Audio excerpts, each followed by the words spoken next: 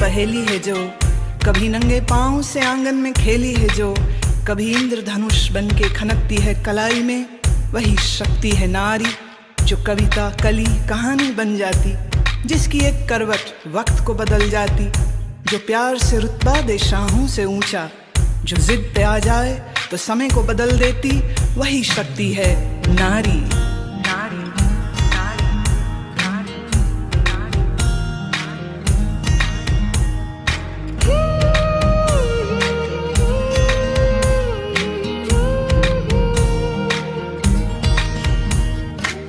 छोटे से नन्हे हाथों में अपनी जैसी ही प्यारी गुड़िया संभाले, छोटे से कच्चे धागे से सारी उम्र का तू रिश्ता बना ले, तुझसे ही है रोशनी, तू ही जीवन तू खुशी, अमुक संगाले तू धूप में साया बने, शुरू दुनिया सारी, तू ही है माँ तू प्रियतमा, तू ही है बेटी हमारी, कई रूप है तेरे नारी।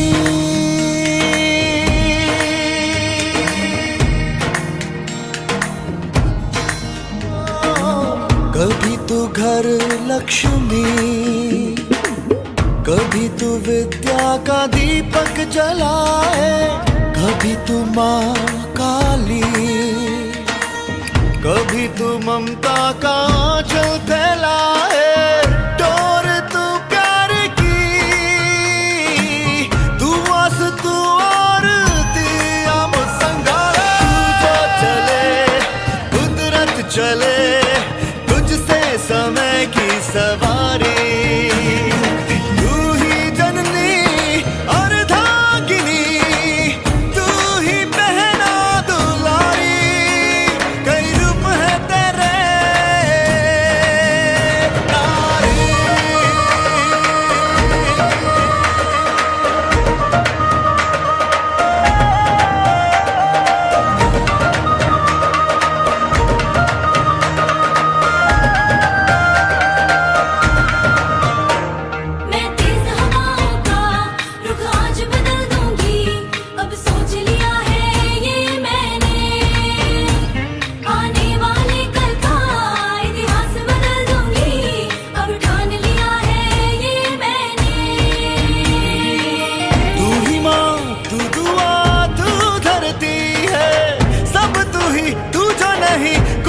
नहीं है तू है ख्वाब, तू यकीन, तू ही सत्य, तू शक्ति, अमुक संगाले साया बने, तुझसे शुरू दुनिया सारी, तू ही है माँ तू प्रियतमा, तू ही है बहना दुलारी, तू जो चले कुदरत चले, समय की सवारी, हो नारी तू ही जननी और धांगिनी, तू ही है बेटी हमारी, कई रूप है तेरे, कई रूप है तेरे, कई रूप है तेरे नारी, सरस्वती नारी है ये दुलारी, नारी अर्धांगिनी, नारी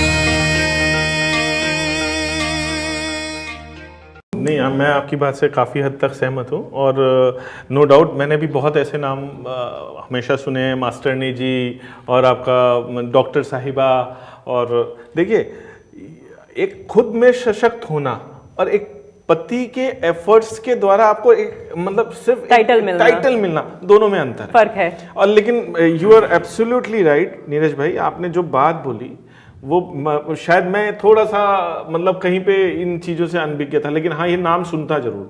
तो मैं काफ़ी हद तक आपसे सहमत हूँ नीरज भाई। आपने बोला और बचपन से ये शब्द मैं सुनता आया कि जो मंत्री जी की होती थी तो मंत्री, आपने क्या बोला था, मंत्री साहिबा, तो डेफिनेटली ये उनका, वो खुद सशक्त नहीं है, यहाँ पे उनके पति सशक्त है, तो मतलब और वो उनको एक टैगलाइन मिली, उनको एक उपाधि मिली हुई है। लेकिन हाँ, डेफिनेटली जहाँ पे महिला सशक्त है उसका तो मुकाबला ही नहीं है। जी बिल्कुल। आपने दोनों बातों को बहुत माइन्यूटली बताया, क्योंकि मैं जहां तक पर्सनली महसूस करता था, ये नाम सुनता था, लेकिन आज मैंने इसका ज्यादा विश्लेषण आप लोगों से समझा, सुनता था। यहाँ इवन मैंने एक हमारे आसपास ही थे जिनको मैंने सुना, बिजनेसमैन थे, ये ढक्कन वाली। मैंने कहा ढक्कन वाली का मतलब क्या है भाई? तो कहने लगे इनके पति की ढक्कन की फैक्ट्री है। तो उनके पति की ढक्कन की फैक्ट्री है, तो वो ढक्कन हो गए और वो ढक्कन वाली हो गए। तो ठीक है, वो अपनी जगह उन्होंने काम किया और ये एक टाइटल मिला। लेकिन हाँ, अब तक जो डिस्कशन हुआ, अभी आपने बहुत अच्छी बात बोली, उससे भी मैं काफ़ी हद तक सहमत था। इक्विटी और इक्वालिटी वाली जो बात थी, और अभी आपने जो बात बताई, जो विश्लेषण किया वो भी। लेकिन हाँ, साथ साथ एजुकेशन, हेल्थ और आपने जेंडर रेशो की जो बात की थी, वो ये सब महिला सशक्तिकरण में बहुत ज़्यादा मायने रखते हैं। एजुकेट होगी बेटी, एजुकेट होगी पत्नी, एजुकेट होगी माँ, तो डेफिनेटली आने वाली पीढ़ी वो खुद नहीं। देखिए, मैं तो पहले से ही इस बात को कहता हूँ कि महिला सशक्त होना सिर्फ उस तक सीमित नहीं है जी। परिवार बढ़ने के बाद मैं तो कहता हूँ एक एक महिला जो सशक्त हैं, वो अपने परिवार के साथ साथ पूरे देश को सशक्त करती है। जब आप एक बेटी को पढ़ाते हैं तो आप पूरे परिवार को, पूरी पीढ़ी को पढ़ाते हैं। और जब सभी बेटियों को पढ़ाएंगे तो आप पूरे पता नहीं कितने परिवारों को, पूरे समाज को, और समाज से पूरे देश को पढ़ाएंगे। बिल्कुल। तो हम कहीं पे भी अगर कोई कंपैरिजन करते हैं तो मेरे को लगता है कि हमें लड़के लड़की का, और लोग जो चीज़ अब गवर्नमेंट ने बहुत स्ट्रिक्टली बंद कर दी है कि हम लोग मतलब पहले ये पता भी करवाते थे कि देखो बेटा है या बेटी है, वो सब चीज़ों पे हाँ इनको जो पता करते थे। और आज सशक्त होना महिला का भी और पुरुष का भी। दुष्यंत जी, इसी चीज़ पे मैं अगला सवाल आपसे पूछना चाहूँगी कि देखिए, महिला सशक्तिकरण में इकोनॉमिक स्टेबिलिटी कितना महत्वपूर्ण रोल अदा करती है? आपने बहुत अच्छा प्रश्न पूछा। डेफिनेटली इंटरनेशनल लेवल पे और हमारे यहाँ मैं कई चीज़ें, कई तरीके के वायलेंसेस देखता आया हूँ। और आप देखिए, आपने मैं इस टाइम किसी कम्युनिटी विशेष को लेके नहीं, लेकिन अभी पीछे आपने सुना होगा जो कि आज की हमारी सरकार ने काफ़ी उस पर काम किया है। मैं मतलब अप्रिशिएट करूँगा हमारी सरकार के लिए कि उन्होंने इसके ऊपर नियम लाए, कानून लाए, और आज उसका हमें रिजल्ट भी दिखाई दे रहा है। तलाक तलाक तलाक तलाक, चाहे वो कहीं साहब बैठे हैं, वहाँ से उन्होंने फ़ोन किया, उन्होंने व्हाट्सएप कर दिया, उन्होंने मैसेज कर दिया। अब महिला के ये सुनने के बाद, क्योंकि उनके धर्म ने, उनकी कम्युनिटी ने बोला और तलाक हो गया, अब महिला के पास इकोनॉमिक स्टेबिलिटी तो उसकी लड़खड़ा गई, क्योंकि वो तो 100% डिपेंडेंट थी। और उनकी डिपेंडेंसी जब हस्बैंड के ऊपर थी और इधर फोन पे तलाक हो गया, लाइफ का डिसीजन हो गया, तो महिला तो बिल्कुल मतलब ऐसे डूब गई जैसे उसका पैदा होना ही गलत था। बिल्कुल। तो वो बेसिकली बहुत हमारी सरकार द्वारा लिया एक अच्छा स्टेप था, जो कि जिसके ऊपर बंदिश है। और मतलब इकोनॉमिक स्टेबिलिटी का ये एक, वही कहूँगा कि महिला अगर सशक्त है, और ऐसी चीज़ें देखिए सिर्फ वही नहीं, और दूसरे समाज में भी अगर किसी भी लेवल पे महिला प्रताड़ित होती है तो उसके पास एक ही चीज है बचने के लिए, कि वो अगर सशक्त होगी तो उसकी लाइफ में सर्वाइवल बहुत अच्छा होगा जी, कठिन दौर से निकल पाएगी, कठिन दौर से बिल्कुल निकल जाएगी, वो उदाहरण बनेगी, बिल्कुल सशक्त महिला का उदाहरण बनेगी, इंस्पिरेशन बनेगी।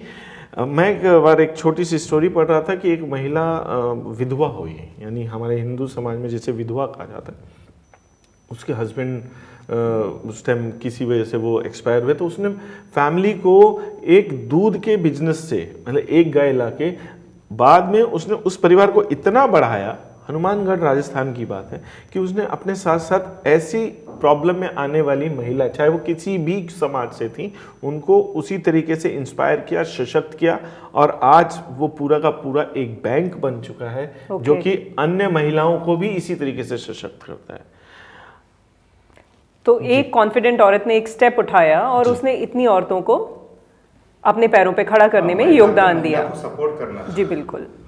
और यहां तक मैं इन बिटवीन बोलूंगा कि महिला अगर सशक्त है ना, तो उसका फायदा सिर्फ महिलाओं को ही नहीं, उसके परिवार को नहीं, बहुत बड़ा सपोर्ट इंडिविजुअली उसके जीवन साथी उसको भी मिलता है। जी, उसको 100% उसको ये सपोर्ट मिलता है कि मेरी पत्नी सशक्त है। आप देखिए हम कितना डरे होते हैं, कितना इनसिक्योर होते हैं कि हम कहीं पे भी ये सोचते हैं कि हमारे जीने के समय में अगर हम इंश्योरेंस करा लें, LIC करा लें, तो हम मतलब जो है, आप ये समझिए कि हमारे साथ कोई है जो हमें हमारे मरने के बाद, जीते हुए हमें ये कॉन्फिडेंस दे देते हैं कि हमारी मृत्यु के बाद कोई है जो हमारे परिवार को एक इकोनॉमिक सपोर्ट दे देगा। बिल्कुल। लेकिन उसके साथ साथ डेफिनेटली वो तो होना ही चाहिए, बहुत अच्छी चीज़ है LIC, लेकिन उसके साथ साथ अगर महिला भी, यानी लाइफ पार्टनर, पत्नी, अगर वो भी सशक्त है, तो आप सोचिए हमारा कॉन्फिडेंस लेवल कहाँ तक बढ़ जाता है। बिल्कुल। जैसा अभी आपने कहा कि जो है आर्थिक रूप से सशक्तिकरण की बात, आर्थिक रूप तो ठीक है, लेकिन क्या उससे सुख मिलता है? वहाँ पे हमारा देखिए, हमारा देश और हमारा जो एक हमारी परिपाटी रही है, सुखा अंत, तो हर चीज़ में अंत तक हमें सुख मिलना चाहिए। उसी सुख की प्राप्ति के लिए हम जो है धन, बाकी और भी चीज़ें हम इकट्ठा करते हैं। तो अब किस लेवल तक चाहिए? क्या एक आदमी की आमदनी से घर चल सकता है, पूरा परिवार सुखी रह सकता है? क्या 2 आदमी की, क्या बेटी भी, या सभी पैसा ही उससे सुख नहीं मिलने वाला? जी। स्वांतः सुख है। तो जब वो सुख जो है हमें प्रारब्ध में लिखा है, हमें करना है, तो वो हम कैसे प्राप्त कर सकते हैं? केवल सुख जो है पैसे से ही नहीं होगा। हमें जो है अन्य, आपका स्वास्थ्य सही नहीं है, आपकी शिक्षा सही नहीं है, आपकी मानसिक स्थिति सही नहीं है, साइकोलॉजिकली आप बीमार हैं, आप जो है राजनीतिक तौर पे जो है आप प्रताड़ित हैं, या कहीं मतलब इस तरह के सिनेरियो हैं, तो उस पर्सपेक्टिव में मैं समझता हूँ कि केवल अर्थ ही नहीं है, अर्थ के अलावा भी बहुत सी चीज़ें हैं जहाँ पे, जैसा कि अभी चर्चा हो रही थी कि इसमें संस्कार, कभी कभी हमें 2 रोटी कम भी मिलता है। हमारे बच्चे जो है पढ़ लेते हैं, वो आसमान मतलब फर्श से लेकर के वो अर्श तक पहुंच जाते हैं। जी। तो हम वहाँ पे संस्कार की अभी तक इस बात करना चाहता हूँ कि संस्कार की भी बहुत ज़रूरत है। सशक्तिकरण तो हम करेंगे, उनको आर्थिक रूप से मजबूत बनाएंगे, एजुकेशन पे मजबूत बनाएंगे, मेडिकल उसको पूरा हेल्थ प्रोवाइड करेंगे, पॉलिटिकली स्ट्रांग बनाएंगे, साइकोलॉजिकली बनाएंगे, लेकिन उसके साथ साथ हम संस्कार दे पा रहे हैं? हम अपने समाज में, हम अपनी बेटियों को और बेटों को, सबको, तो हम वहाँ पे संस्कार की बात कर रहे हैं। तो वो चीज़ हमारे यहाँ से अभी पाश्चात्य सभ्यता के आने से वो इरोड हुई है, उसका मतलब कहना चाहिए कि पतन हुआ है थोड़ा सा। तो उसको भी हमें, संस्कार को भी हमें महिला सशक्तिकरण में एक मुद्दा होना चाहिए, क्योंकि कितना भी पैसा, कितना भी बाकी चीज़ें आ जाएं, उससे आपको जो है न देश का विकास होगा, न जो है किसी व्यक्ति का, न ही किसी जेंडर का, न किसी। तो ये मेरा एक पहलू था कहने का। और बाकी आप बहुत अच्छे आपने पॉइंट्स रखे। दुष्यंत जी, हमने एक अच्छी चर्चा की, और पर लास्ट में, आखिर में मैं आपसे एक और सवाल करना चाहूँगी कि एक पिता के रूप में, एक भाई के रूप में, फिर एक पति के रूप में, वर्किंग एरिया में एक बॉस या एक कलीग के रूप में, हर जगह औरतों को पुरुषों के साथ काम करना होता है, या किसी न किसी रूप में उनके सामंजस्य में रहना होता है। तो क्या भूमिका निभाते हैं पुरुष, या क्या भूमिका उनको निभानी चाहिए एक्चुअली? देखिए, दोनों ही वास्तव में तो अपने आप में अलग अलग क्वेश्चन है, क्या निभाते हैं। पहली बात डिपेंड करता है वास्तव में वो पुरुष, सर का कहना, किस तरीके के संस्कार के साथ खुद बड़ा हुआ है।